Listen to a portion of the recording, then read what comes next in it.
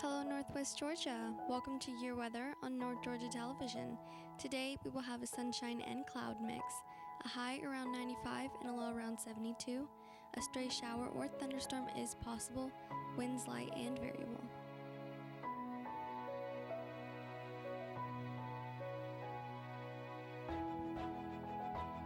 And now for a look around the region. Calhoun starting today at 73 and partly cloudy with a midday temp of 84 and an afternoon high of 92. Chatsworth has 72 this morning, 88 by noon with a stray shower, and 91 is the expected high. Chickamauga starting at 73 and partly cloudy skies, midday at 88 and a high of 93. Kahara, 72 this morning, midday at 88, afternoon high of 92 with possible scattered showers and thunderstorms. Dalton, 72 with sunshine and cloud mix, midday at 88, high of 93, a stray shower or thunderstorm is possible. Fairmount starting at 73, partly cloudy, by noon 86, a stray shower and thunderstorm is possible with a high of 90. Fort Oglethorpe, temperature is 74 with a midday temp of 89 and a high of 94. Lafayette, 68 and partly cloudy, 86 around noon. The expected high is 89, scattered showers and thunderstorms in the afternoon. Ringgold, starting at 73 with intervals of clouds and sunshine, 88 at noon and a high of 93.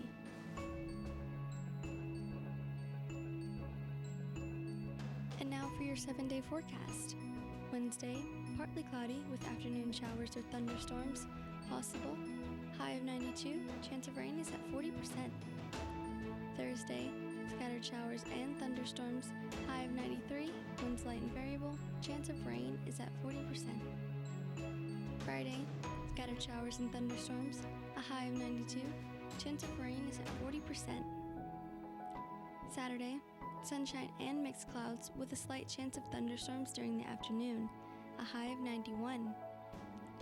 Sunday, mixed clouds and sunshine with a high of 91, scattered thunderstorms, and chance of rain is at 40%. Monday, scattered showers and thunderstorms with a high of 94. And Tuesday, scattered thunderstorms and partial cloudiness, a high of 95, chance of rain is at 40%. And that is your weather forecast. Whatever the weather, North Georgia Television hopes you have a blessed and beautiful day.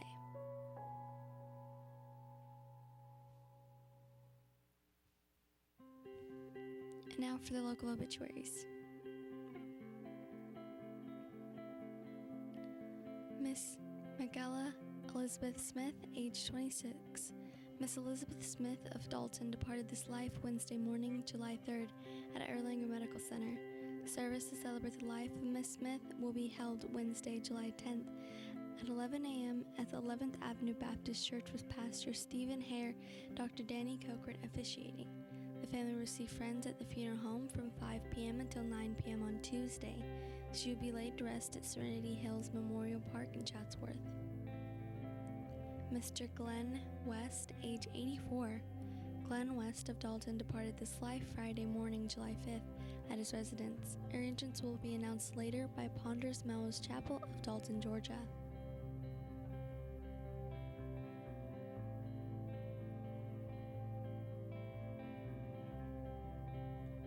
Barry Young, age 48. Barry Young of Kahara passed away Friday, July 5th at Hamilton Medical Center. A memorial service will be held Tuesday, July 9th at 6 p.m. at the Pleasant Grove Chapel of Joy and People's Funeral Home with Ross Jordan and his brother Chad Young giving eulogies. The family will receive friends on Tuesday, July 9th at 4 p.m. until the service time at 6 p.m.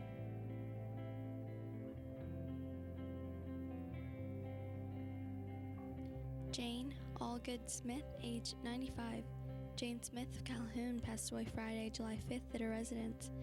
Funeral service will be conducted Tuesday, July 9th at 6 p.m. at the Chapel of Thomas Funeral Home with Dr. Bert Vaughn officiating. Burial will follow at Fain Cemetery. The family will receive friends from 4 until 6 p.m. Tuesday prior to the service.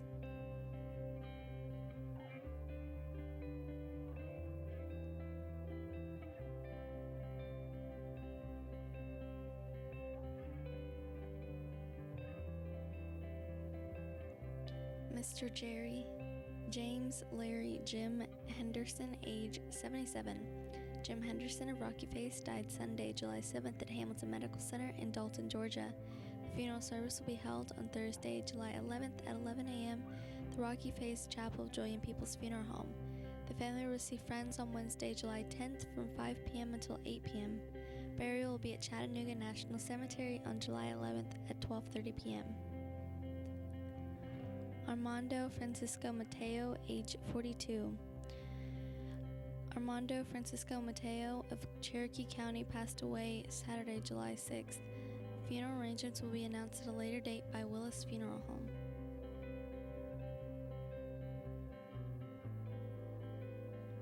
Edgar Lee Stanley, age 77.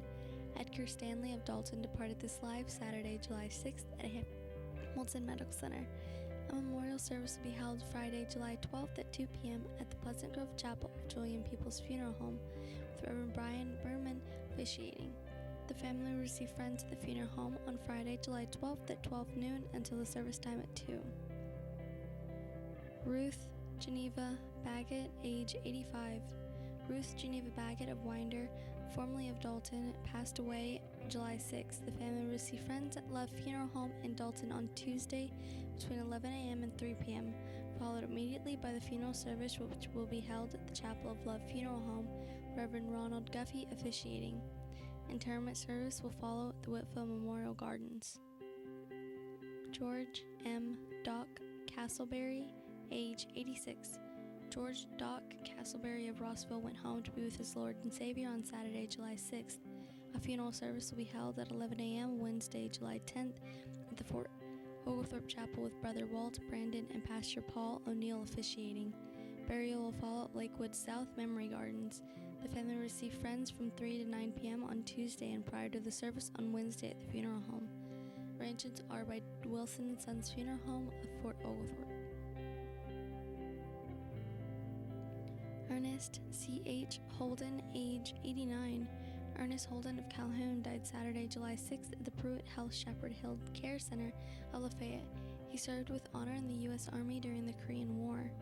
Funeral service will be conducted at 11 a.m. Wednesday, July 10th at the Chapel of Thomas Funeral Home with Reverend Fred McCoy officiating. Burial will be at Gordon Memorial Gardens. The family will receive friends Tuesday evening from 5 until 8 p.m. at the funeral home.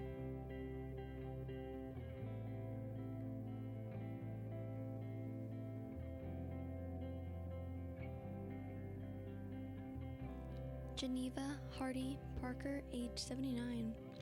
Geneva Parker of Rocky Face passed away on Sunday, July 7th. The funeral service will be held Tuesday, July 9th at 2 p.m. at the Rocky Face Chapel of Joy and People's Funeral Home, with Reverend Mike Watkins and Kim Morgan officiating. Interment will follow at Dogwood Cemetery. The family will receive friends at the funeral home on Tuesday from 11 a.m. until 2 p.m.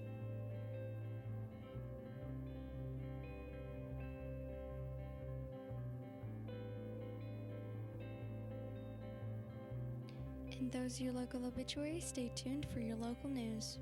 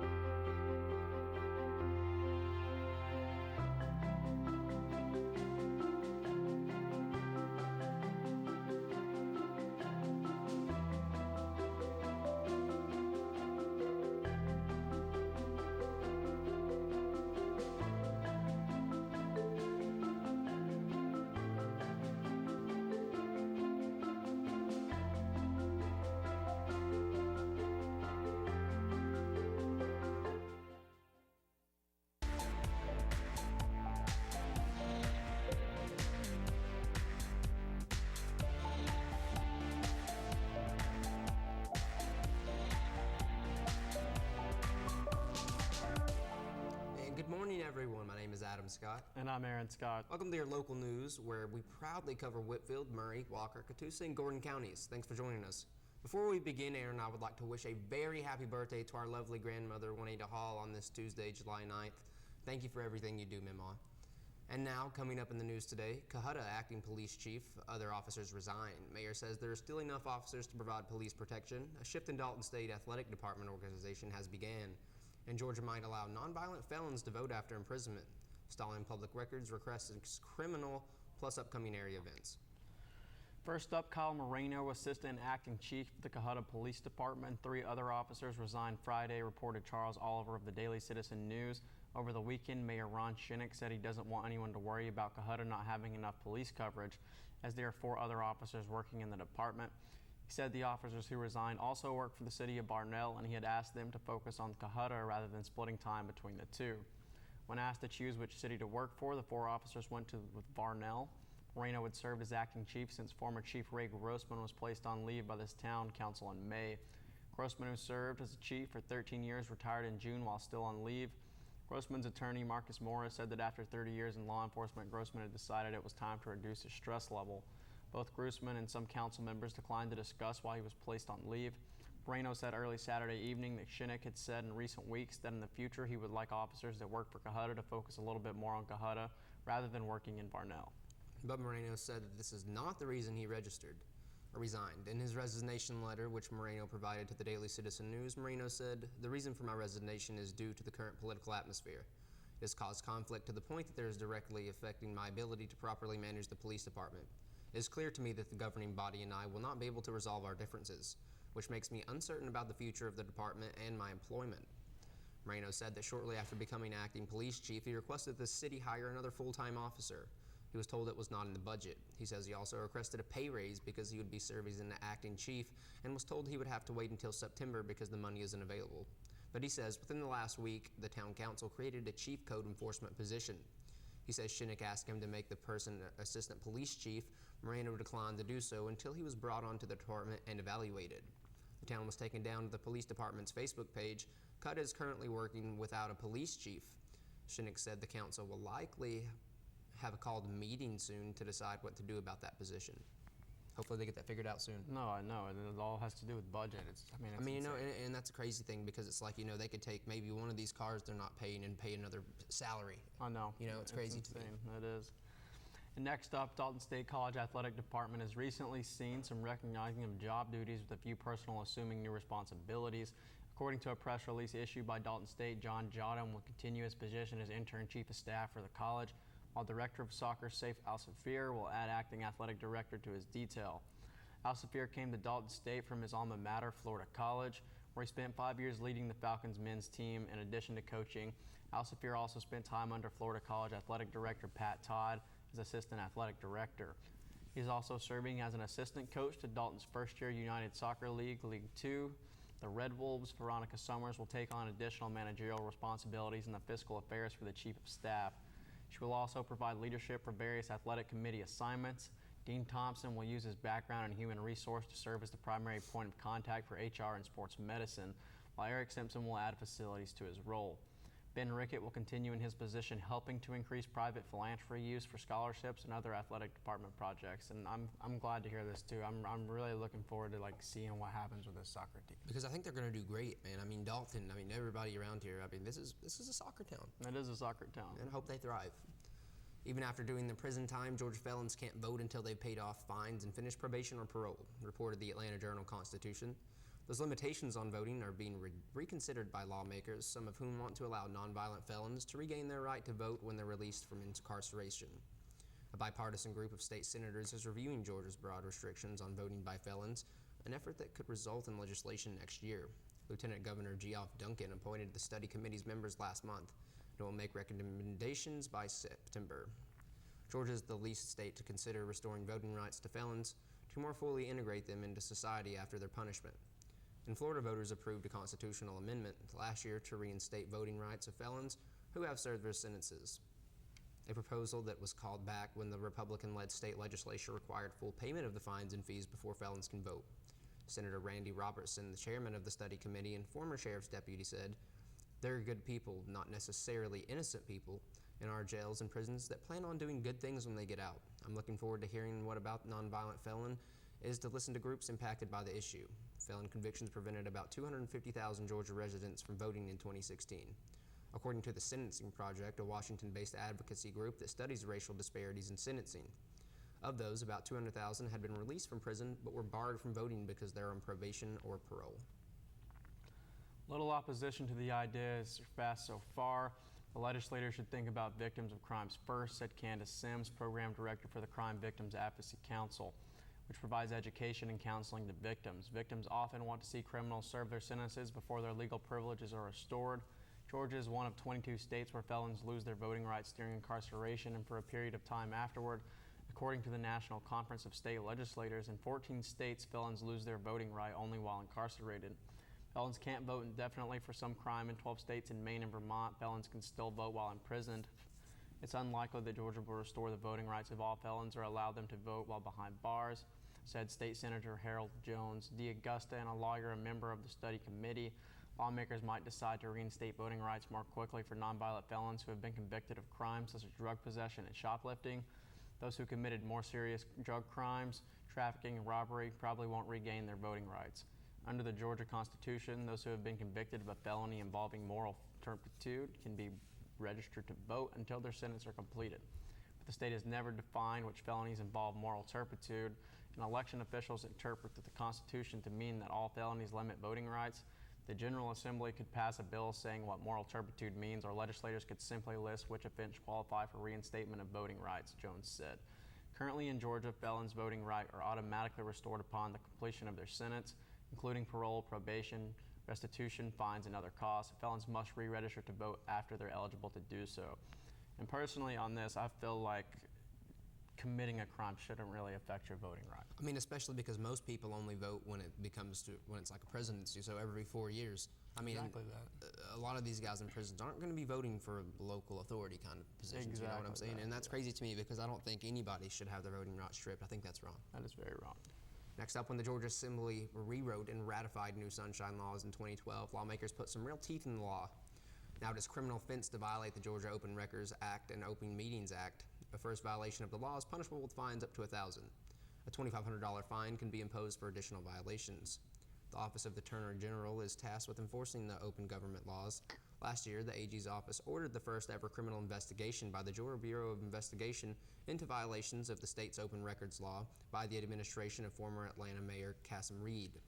Last week, Jenna Garland, who had served as Reed's press secretary and was the target of the investigation, turned down a plea deal and appears to be headed to trial, according to the Atlanta Journal-Constitution.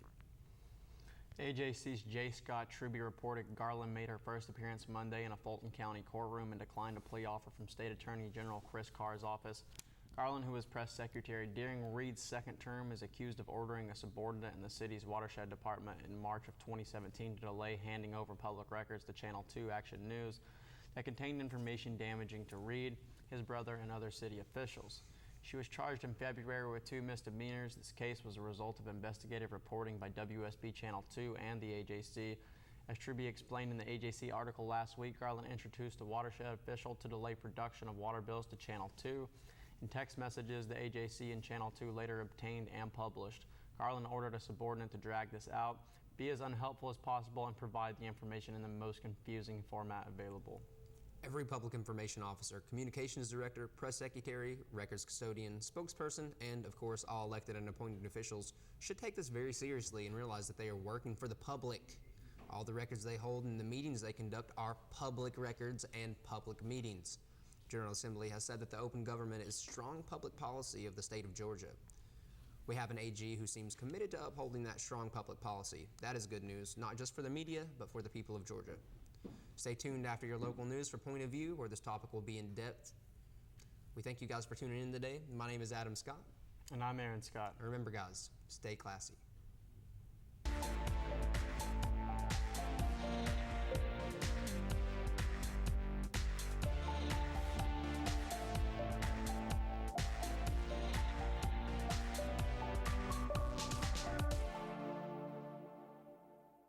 While the word cancer can strike fear at the deepest level of our souls, in the case of skin cancer, the prognosis is very good. Basal cell and squamous cell carcinomas are the most common and are not normally included in cancer statistics. Our office specializes in the diagnosis and treatment of skin cancer. If you're concerned about a mole or freckle that may be changing, give us a call. Most treatments can be performed in our office in about 15 minutes with very little discomfort. I am Ron McKinney, pastor of Kinsey Drive Baptist Church in Dalton, Georgia. KDBC has been the birthplace of several Christian organizations. It was the birthplace of Christian Heritage School 30 years ago, and through the Academy of Fine Arts, L'Abri Symphonic Orchestra was founded by KDBC members Gene and Betty Lindauer. The ministry of KDBC reaches around the world with the missions of To Every Tribe Ministry, and I was a founding member of North Georgia Fellowship of Christian Athletes in 1992. Majesty is the longest running television program on North Georgia television. For 28 years, we have faithfully proclaimed the doctrines of grace. Kinsey Drive Baptist Church welcomes you to visit at 2626 Kinsey Drive on Sunday morning at 11 a.m. Our website is kinseydrivebaptistchurch.com. To God be all the glory.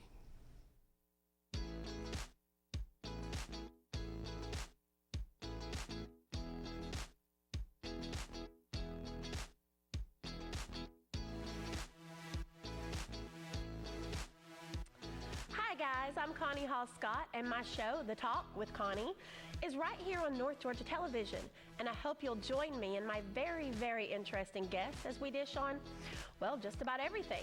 Meet local and regional entertainers, newsmakers, motivators, and all kinds of ordinary people doing extraordinary things. Enjoy man-on-the-street interviews, hot topic discussions, and even the occasional game or prank. It's all about community and getting to know each other. My goal is to entertain, educate, and stimulate, so join the talk for a new episode every week.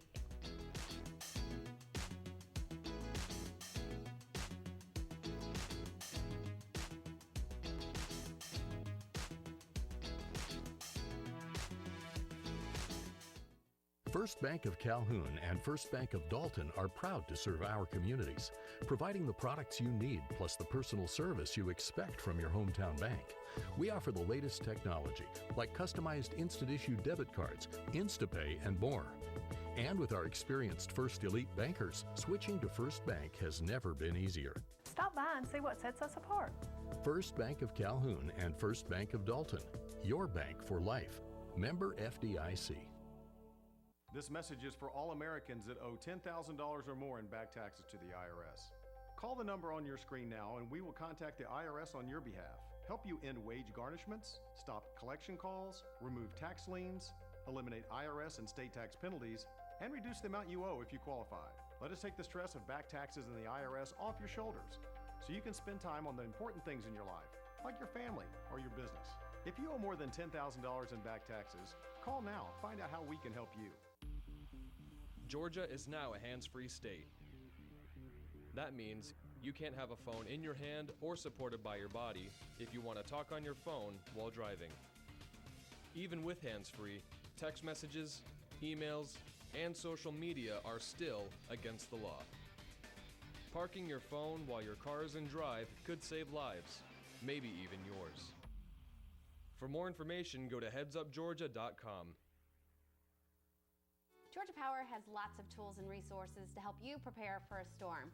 To have information sent directly to your phone, log into your account and sign up for outage alerts. Signing up is easy, just follow the directions. You can also sign up by texting REG to 42797, then hit send. You'll need your Georgia Power account number to continue. Visit georgiapower.com/storm for lots of videos, checklists, and helpful tools and resources to help you get prepared.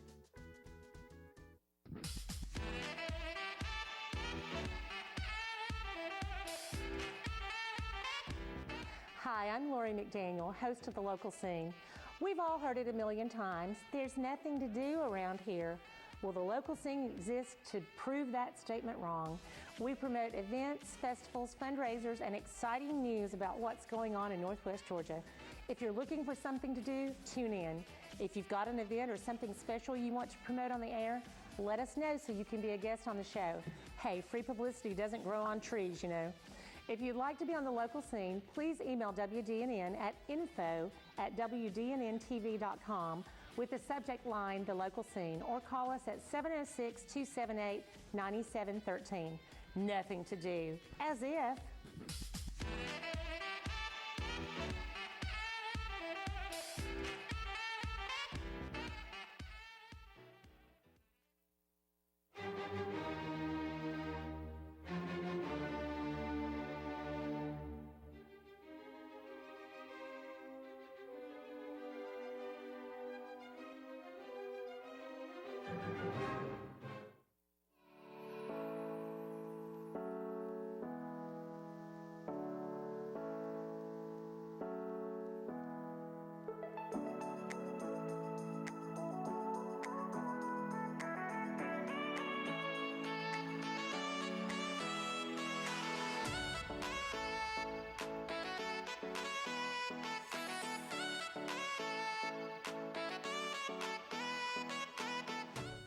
Hello, North Georgia. Welcome back to Point of View. I'm Connie Hall Scott, and I'm joined by your news anchors and my sons, Adam Scott and Aaron Scott, and my good friend, local business owner Dana Sapp, owner of Oasis Hair and Nail Salon.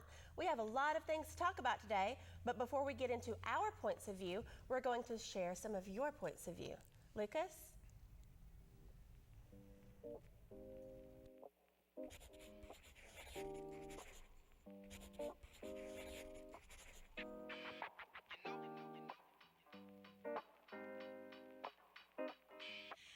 Hi, I'm Kat, and what's on my mind is everyone's need for everything that happens to be something that's criminally punishable. I think that it completely overworks our police force, and related to that is the fact that too many people call the police for basically inter-family disputes, like their adult son has had too much to drink and they just want him to go to bed, and they will call the police about that. And I think that that is a ridiculous waste of resources, and someone always ends up getting arrested, and then mom is always upset that he got arrested, but she's the one who called the cops. So I guess that's what's on my mind. Good morning. I'm George Chastain. I'm just like to thank the Lord for what a beautiful day we have and all the wonderful people in this world. And if I could, I'd like to congratulate the restaurant that I eat at and all of the family members that come in and have a wonderful time, and I'm blessed to be here. Thank you.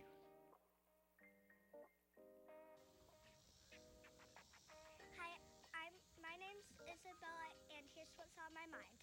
Every time people bully each other, it just makes other people want to bully other people. So every time you do that, young little kids like pre-Kers, they don't know what's wrong and they think that's right to do, so they copy, and then that makes the whole world start doing it. And we don't want that. We always want just like a nice and peaceful world. Hey, and that is some of your points of view. And as we move along with this show, we're going to be getting more and more of that, and we're excited to do so. Could you guys hear those videos very much? No. Okay, well, the first Kat talked about police officers. It was on her mind that, well, not really police officers, but that people call police officers for basically any and everything. And it's a waste of resources, time, etc. Do y'all know about any cases like that or have thoughts on that? I mean, plenty. There's a bunch of scenarios. I mean, like she said, kids drink, and then their parents call because they're worried about the kids. But I mean, I guess that's why they call. But that really is a waste of resources. I mean, these parents have probably been in that situation before, I mean, and that's that stuff is not super expendable considering budget caps. I mean, just realistically, it's not. Well, and lately, with this political atmosphere we're under, everybody calling the police on people having barbecues and selling water on the side of the road. I don't know. It's just insane. It's pitiful. Yeah. It's insane. Well, about that, I think that we're losing some of our communication skills, with the cell phones and all the things that we're constantly plugged in. And we don't take as much time, I think, to talk to a neighbor or whatever, because it's more fun to talk to my best friend over here, you know, and I think it limits us a lot. And that may have to do with, you could go to your neighbor and say, hey guys, could you keep the noise down a little bit? But instead, Yeah, no, it's like people are scared of conflict. I mean, it's like they're turning conversation into conflict, and that's not the case. That's true. I mean, it's simple communication and getting to know someone. Everything, all decisions, everything is made out of love or fear. And a lot of times now, it's people don't want to talk to each other. Mhm. But if you get to know someone, you kind of get to know their point of view, which is why we're here. Yes. But it makes things easier. It makes things, you know, you understand someone where they're coming from. And I think communication is a key. You are so right on that. Communication is paramount to be able to understand each other. Well, you know, I guess most of my children's lives we lived in the country, and we're kind of loud. We're loud people. So there was not much problem, but there were times that, you know, well, we own a condo in Dalton, and early on, the police were called because we were a little bit loud, and not just, you know, not being crazy, but just, you know, you hear things and you get used to being right beside someone when you're not usually used to that. And I think it was your sister, the one who had some friends over, and they were talking loud and laughing. So it was like, you know, the thing to, in my opinion, would have been to, this was several years back, would have been to come around and just knock on the door and be like, hey guys, you know, you're a little bit loud. But it's just easier maybe to pick up the phone and say, my neighbors are being loud, or, you know, whatever. So I don't know, that is, to me, that's a waste of resources. Half the time they don't know their neighbor. Exactly. I mean, it's like people lack social skills, and that's an issue because it's just not hard to go knock on a door.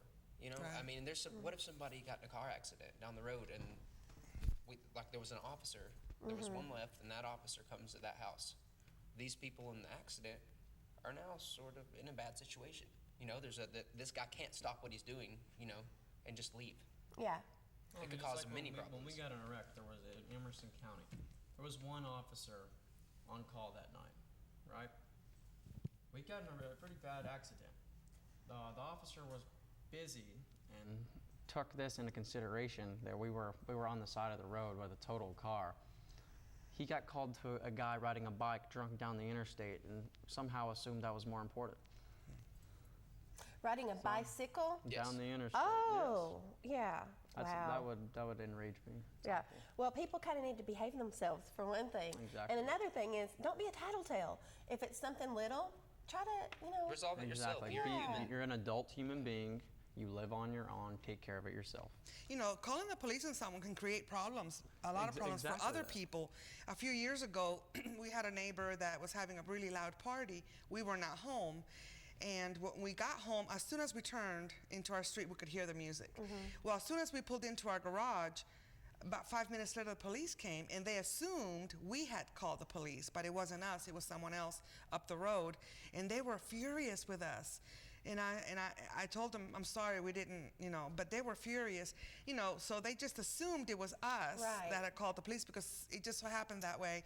So I think communication, getting to know your neighbors, my God, they're your neighbors. In case of an emergency, who are you going to turn to? Exactly. When you can't get to your family, you have neighbors, you know. Thank God that we have fabulous neighbors. We've been living next to our neighbors for almost 20 years, and they're like family. You know, we're there for each other, and that's how it should be. I agree with that. We also have great neighbors, so it's a good thing. You do.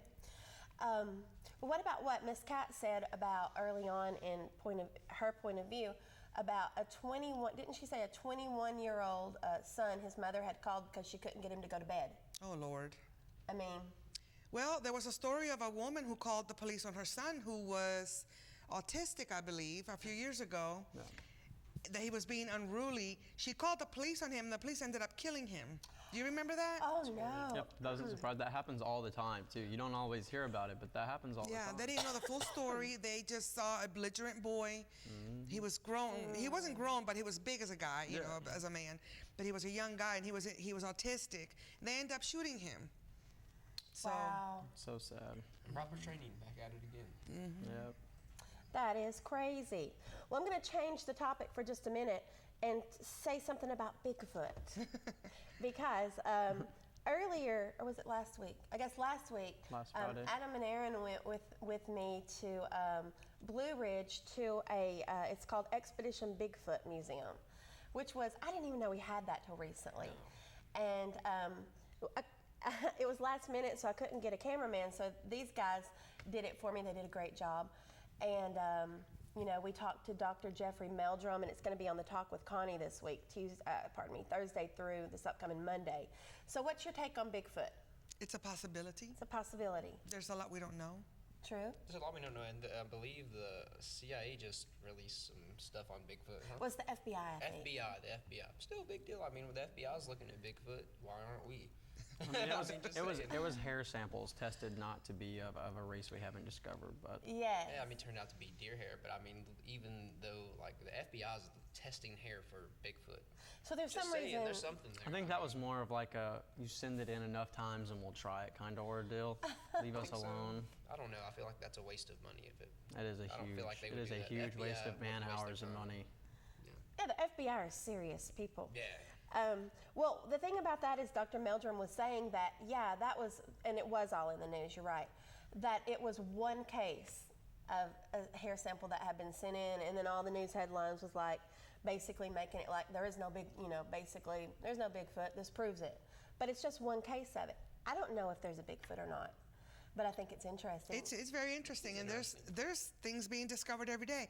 My thing is, our technology, they can pinpoint from space, they can pinpoint, but then all of these videos of Bigfoot are grainy and so, That's kind of disappointing. Yeah. I mean, it would be cool, I think, maybe if there was a Bigfoot, or not, and one thing he pointed out to us is that it's not a Bigfoot, it's mini. It's big, not really big feet, but Bigfoot, like deer, you say it that way.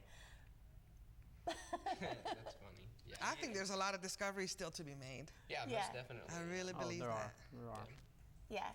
Well, I'm interested to see if anything comes of it, because I was amazed by how many photographs and how many reports of sightings of these things that are unexplainable that are out there. Yeah. Absolutely. Well, if you'll stick with us, we'll be back for more of our point of view.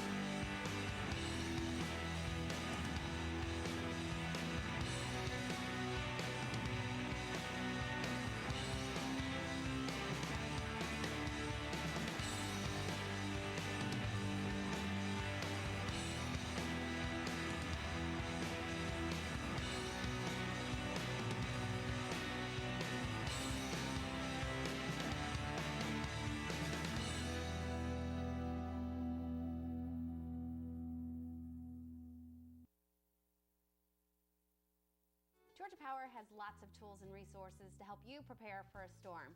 To have information sent directly to your phone, log into your account and sign up for outage alerts. Signing up is easy, just follow the directions. You can also sign up by texting REG to 42797, then hit send. You'll need your Georgia Power account number to continue. Visit georgiapower.com/storm for lots of videos, checklists, and helpful tools and resources to help you get prepared.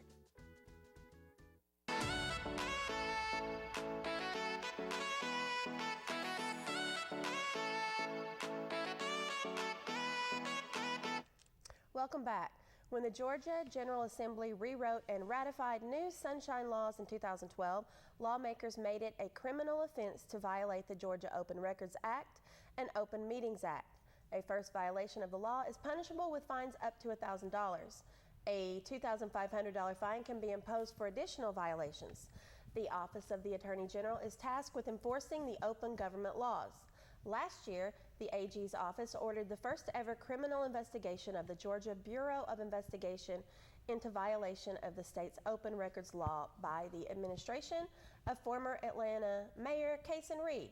Last week, Jenna Garland, who had served as Reed's press secretary and was the target of the investigation, turned down a plea deal and appears to be headed to trial. Garland is accused of ordering a subordinate in the city's watershed department in March of 2017 to delay handing over public records to Channel 2 Action News that contained information damaging to Reed, his brother, and other city officials. She was charged in February with 2 misdemeanors. The case was the result of investigative reporting by WSB Channel 2 and the AJC. As Tribby explained in the AJC article last week, Garland instructed a watershed official to delay production of water bills to Channel 2. In text messages the AJC and Channel 2 later obtained and published, Garland ordered a subordinate to drag this out, be as unhelpful as possible, and provide the information in the most confusing format available. Every public information officer, communications director, press secretary, records custodian, spokesperson, and of course all elected and appointed officials should take this case very seriously and realize they are working for the public, and all the records they hold and meetings they conduct are public records and public meetings. The General Assembly has said that open government is the strong public policy of the state of Georgia.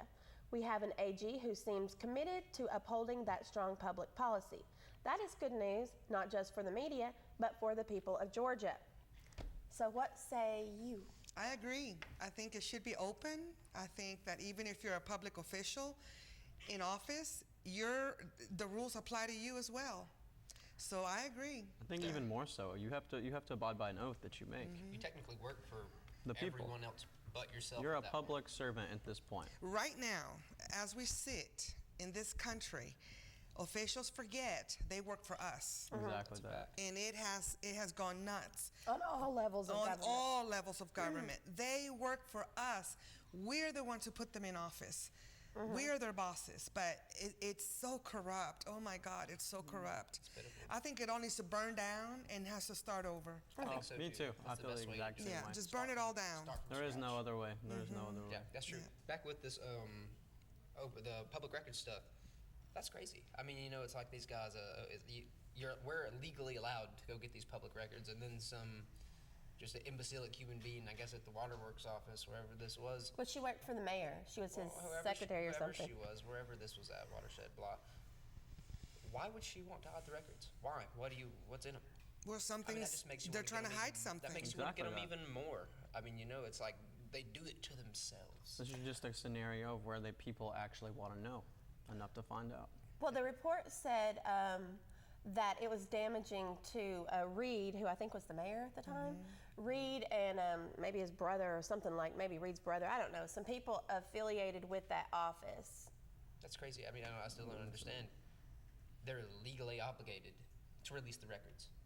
And she said they caught her saying, stall, be as unhelpful as possible, blah, blah, blah. That's ridiculous. They're hoping people will lose interest and just say, oh, whatever. Yeah, which is what's happening all across the country.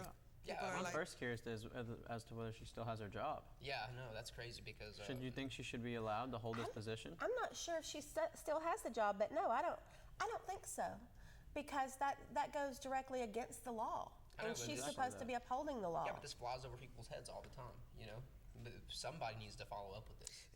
Most people are not really up on laws and things like that. Let me give you an example. There's Alex Acosta, okay? He is single-handedly the person who gave the free ride to Jeffrey Epstein, and look where he's at. So it's almost like you play the game and you kind of learn where you fit in. Burn it down. Burn the whole thing down, is what I say. It's just... You're calling for a revolution. Oh, my God.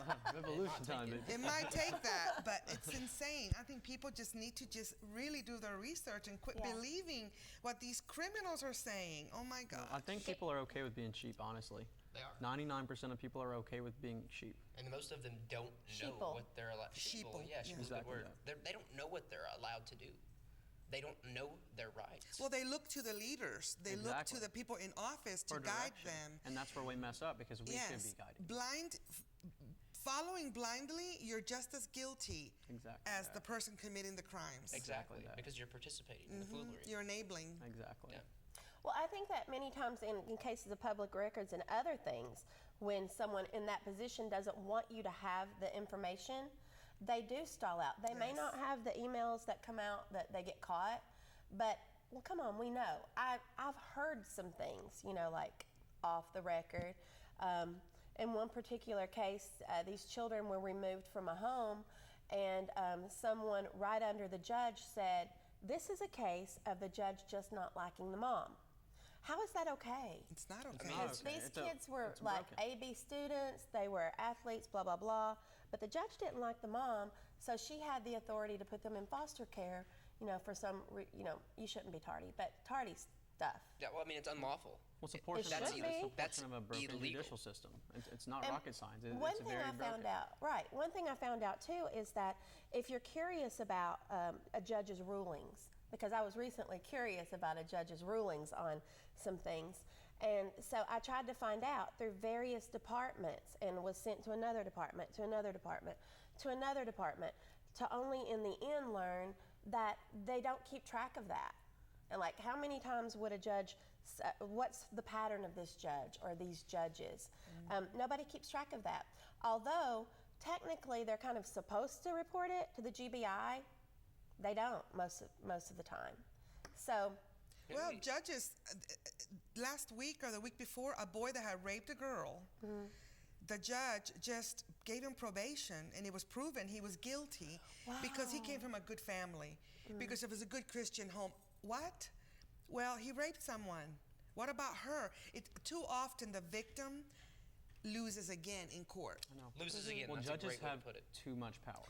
Yes, I think they that do. judges are some of the most powerful people on the planet, because who else can take 20, 30, 40, or your entire life away? months and even a year. Years, and for nothing, for absolutely nothing. And I hate to say it, but how many of these judges are getting senile? I mean, let's just be realistic here. I mean, it's a fact. Well, they're judges for life, right? And they're bored. We're They're very talking about bored. the federal judges. Oh, the federal. Right? Yes. Yeah.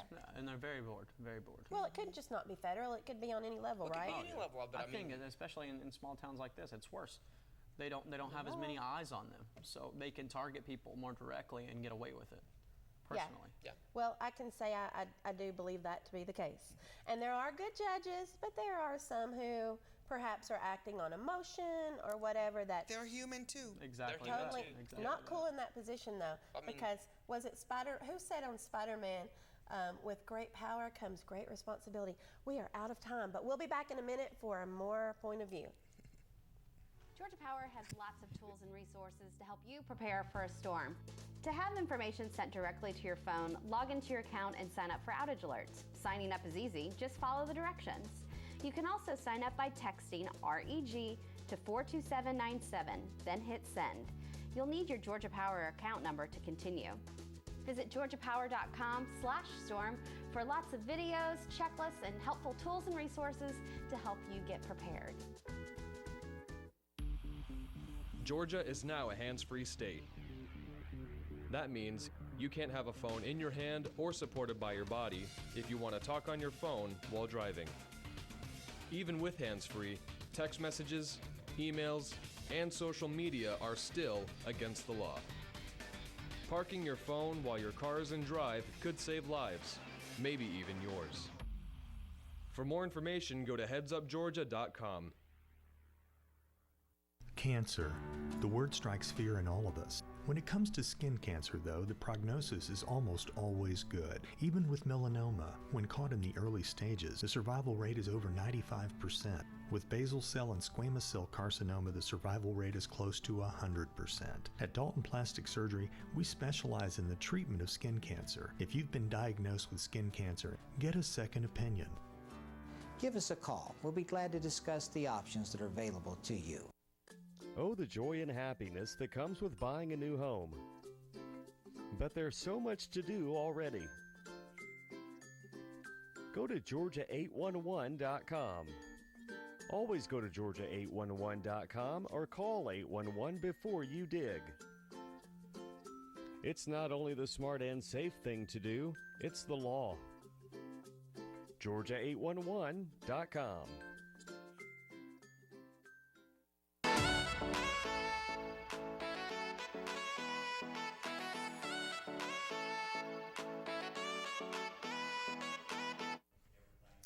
Welcome back to The View. Our point of view, excuse me, not the view. Welcome back to Point of View. Questions remain after the death of 26-year-old Michaela Smith, who was formerly a detention officer in Murray County. So apparently what happened here, I didn't send the link. I was going to do this footage of it and show you all the whole story. But basically, in a nutshell, what happened was this beautiful young lady, was training. She had been an officer in Murray County, I think a correctional officer, or she worked at the jail, I believe. And as part of her training, she was pepper sprayed, which is not uncommon in training. And the next thing everyone knew, she ended up in the hospital, and then last Wednesday she passed away. I'm sure that has to do with respiratory. From pepper spray. From pepper spray. Does anybody know her previous medical history? No, I don't. And unfortunately, I didn't link the video properly, so you guys aren't going to know either. I don't think it was in the video. But basically, my thing is, she was 26 years old, and it's just so sad and so unnecessary. Makes me wonder, was the pepper spray faulty? Was it too potent? I don't know the circumstances. I think it just has to do with her prior health conditions. I believe that. I would assume it's health. It's some kind of allergy. Exactly. Because, all these police officers and military guys, they get trained with the pepper spray. Oh, yeah, that's what I was thinking. Doesn't that happen to everyone? It kind of has to do with testing the durability of the person. I'm curious how many deaths overall in the country there have been due to this kind of thing. Yeah, well, I do have a little information here. I'm just going to read it off to you. Pepper spray is commonly used by law enforcement and corrections agencies across the United States. It is an aerosol spray that assists in subduing and arresting people whose behavior is violent or uncooperative. And I will say this, I've never been sprayed with pepper spray, but I have sprayed pepper spray, and it got on my finger, and even later when I think I was sweating and I had done something like that, and it leaked down into my eyes and it burned. It doesn't feel great. How efficient was it on your victim? It took my victim down. Sweet. That's good. Yeah. Sadly, we're laughing about it now. It wasn't funny when it happened. But it's hilarious. There was someone who physically attempted to attack me and someone else, and got pepper spray. had that pepper spray handy, and it did. Did the job. It stopped what was going on. It was an unfortunate circumstance. Yeah. Back to this woman though. Yeah. I wonder how her family's being reconciled by the department or if it's even, is it the responsibility of Murray County, the police officers? Because it's policy, like in the military. It is policy, but here's the thing: we're human, and it is these guys' fault. Hate to say it that way. She knew it was gonna happen. It's partially her own fault because she maybe didn't take in some of her previous conditions into place. I don't know anything. If she was asthmatic. If she was asthmatic. Yeah. I'm asthmatic, and I've ate pepper spray before, so just to see if it wasn't even that bad. For me personally, I don't know. Yours was police grade. And mine was police grade, yeah, but I don't think they were saying much about what happened. They're not. No. And that's what I'm sure trying they're not to say going here. to release all the details. I want to know no way. exactly how that happened. Did they even do an autopsy on her? Now that I don't have the information of. I would almost assume they were going to, because my understanding is her funeral is going to be on Wednesday. And look, this is a very sad thing. This is a beautiful 26-year-old young lady who I believe by most accounts was, or all accounts that I've heard, was very kind to people, even in the jail that she worked at. God bless her. She had a really good personality and was just good. But I bet she signed a paper saying that, people don't read those things, and I think people should. Yeah, they should. Exactly that. Because she may have signed away any right of her family getting any kind of compensation. Nothing can replace her. No. She was beautiful. One of my nail artists that was working with us a couple years ago did her nails, and it's really, really sad about this. But all those papers that all of these police officers have to sign, all these waivers, they need to really, really look at these, because it could mean their life, as she found out. It wasn't even the line of duty. It was literally training, and now she's gone. There has to be, and I have not heard of any deaths like this, but I'm going to look it up when we leave. How many deaths actually have happened from this kind of thing?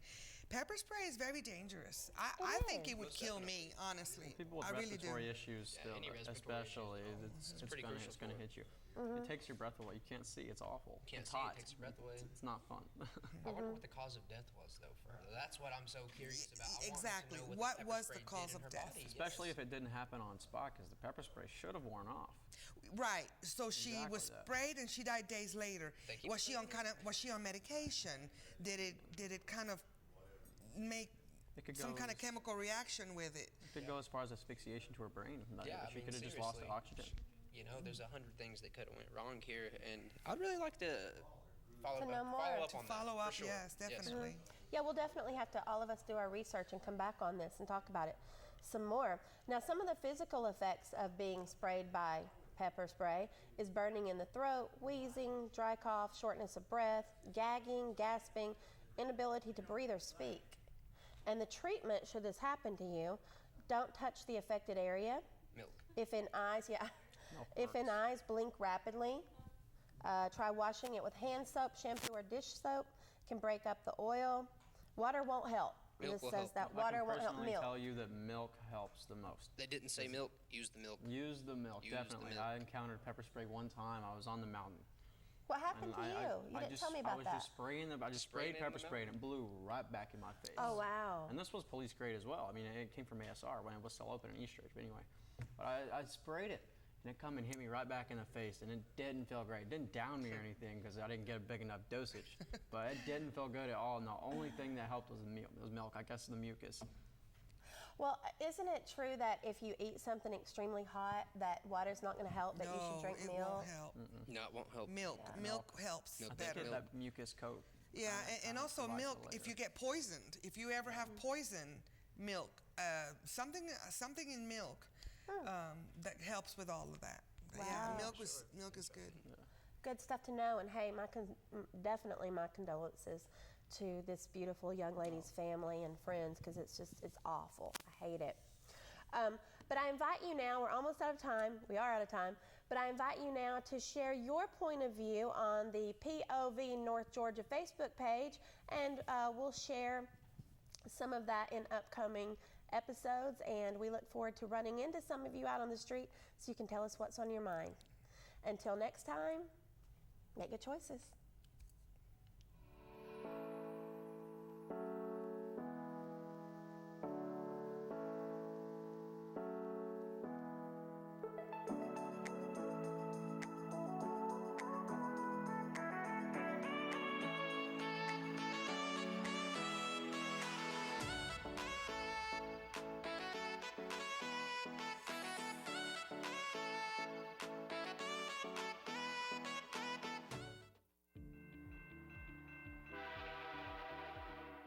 Do you know what to do if you're stuck on the railroad crossing?